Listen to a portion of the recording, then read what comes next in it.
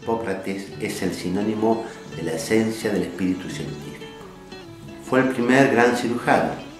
Hasta hace poco se usaba una de las técnicas de él para operar hemorroides, donde se las enlazaba, se las cortaba y se las quemaba con una plancha. Trataba al paciente de forma global, analizaba el color de la piel, la lengua, los ojos. Su medicina se basaba en la alimentación. Por ejemplo, daba cítricos para las flemas respiratorias. Ya conocemos su frase célebre, que la alimentación sea tu única medicación. También daba importancia al ejercicio físico. Estos pensamientos de Hipócrates hoy tienen más fuerza que nunca, donde estamos tomando conciencia de nuestro sedentarismo y de las comidas llenas de preservantes y químicos. Hipócrates afirmaba que el cuerpo humano tiene de forma natural el poder intrínseco de sanarse y cuidarse. En la parte osteomuscular se puede decir que Hipócrates fue el primer gran quiropractor científico. Trataba los problemas de columna siempre y cuando no hubiera parálisis, donde afirmaba que no había tratamiento. Escribe 2 libros sobre apalancamiento y manipulaciones de los huesos. Usaba aparatos para corregir la columna. Uno de esos aparatos era la escalera hipocrática. Era un dispositivo donde se lo ataba al paciente cabeza abajo y era sacudido vigorosamente con el fin de reducir las curvaturas vertebrales. También usaba el banco hipocrático para la columna vertebral y articulaciones. Este aparato ejercía una tracción y se aprovechaba con la presión ubicar las vértebras, articulaciones y a veces incluso fracturas. Siguiendo con la historia de la quiropraxia, en Roma, en el año 150 después de Cristo, un médico griego, Galeno, cura al famoso historiador Pausanias de una neuralgia del brazo usando manipulaciones vertebrales. En Medio Oriente, en el año 1000 después de Cristo, Avicena escribe un libro sobre la cura de las ciáticas con manipulación. Se basaba en las técnicas hipocráticas. En el siglo XV, el doctor Miguel León Portilla hizo relato de las manipulaciones realizadas por los aztecas. Entre los años 1525 al 1611, en la época de oro española, existió un médico considerado como el Santo Tomás de la medicina. Se llamaba Luis de Mercado. Fue el que reconstruyó y organizó el saber médico. Escribió varios volúmenes sobre anatomía, fisiología, patología y metodología, sobre todo en pediatría.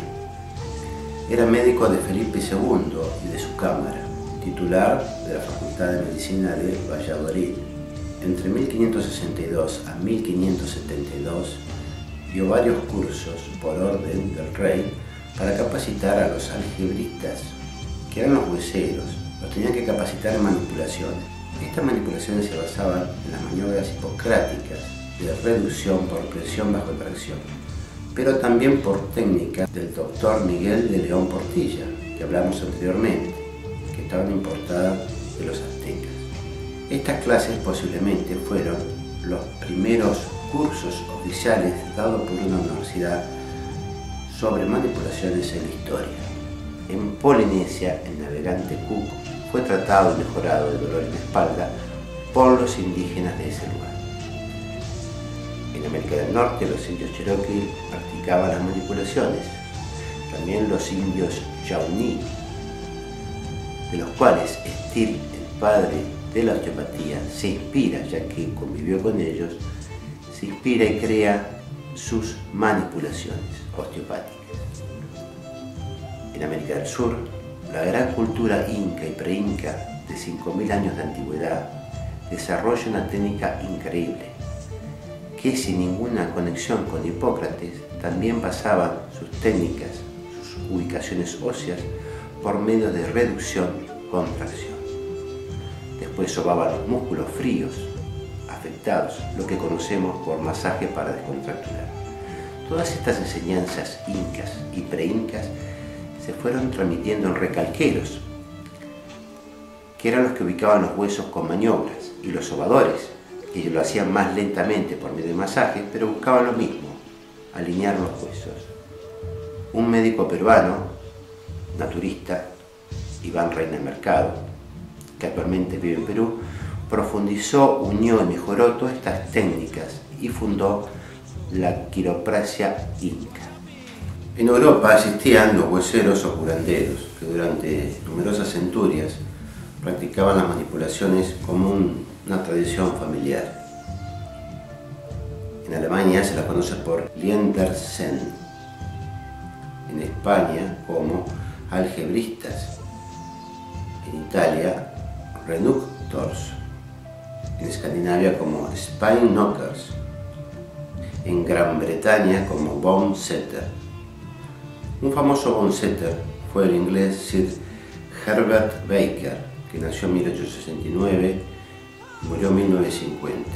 Fue elevado a la nobleza y trató en Inglaterra a miembros de la familia real, nobles, miembros del parlamento, actores. En 1867, un cirujano inglés, Sir James Paget, que nació en 1814 y murió en 1899, escribió un importante artículo, Case That Bonesetter Cure, en el British Medical Journal, indicando los casos que respondían a las terapéuticas manipulativas de los bonesetters.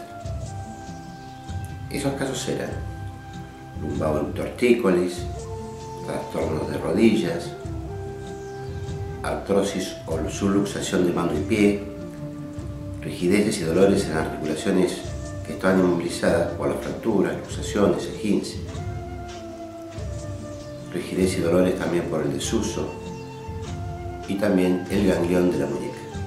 En esa época, en los años finales del siglo XIX, sucedieron grandes cambios y hubo una creciente conciencia pública en ciencias y tecnología. Marcó el comienzo de maravillosas máquinas como el barco de vapor, el telégrafo, el ferrocarril y la producción en masa de estas máquinas. También fue una época de gran agitación por la posguerra de la secesión, que destruyó al país y su familia, sobre todo en la parte física y psíquica. Los hospitales eran escasos y más aún en zonas rurales.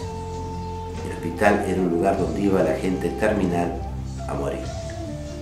La medicación se daba más en proporción a la gravedad del paciente, ya que había riesgo de iatrogénesis, que es la enfermedad causada por el tratamiento. Los maletines de esa época estaban llenos de fuertes vomitivos y purgantes, compuestos de alcohol, mercurio y otras toxinas. Por eso empezaron a crecer los remedios botánicos, la medicina homeopática, que fue fundada por el médico alemán Samuel Hahnemann, que vivió en el año 1755 hasta el año 1843. Se empieza a difundir la curación magnética creada por Mesmer. También toma fuerza la medicina alternativa, como la acupuntura, la osteopatía y la quiropraxia. Siguiendo con la historia, recién a fines de 1800, en Estados Unidos de América, se crea a la vez dos escuelas de manipulación, la osteopatía y la quiropraxia. Primero la osteopatía, creada por Andrew Taylor Still, que durante la Guerra de la Secesión se une a los confederados como médico y cirujano, adquiriendo una gran experiencia en la anatomía y fisiología del hombre vivo. Él, decepcionado por los métodos tradicionales de fármacos tóxicos, crea la osteopatía el 22 de junio de 1874. Posteriormente, el 18 de septiembre de 1895, se crea la quiropraxia, fundada por Daniel David Palmer.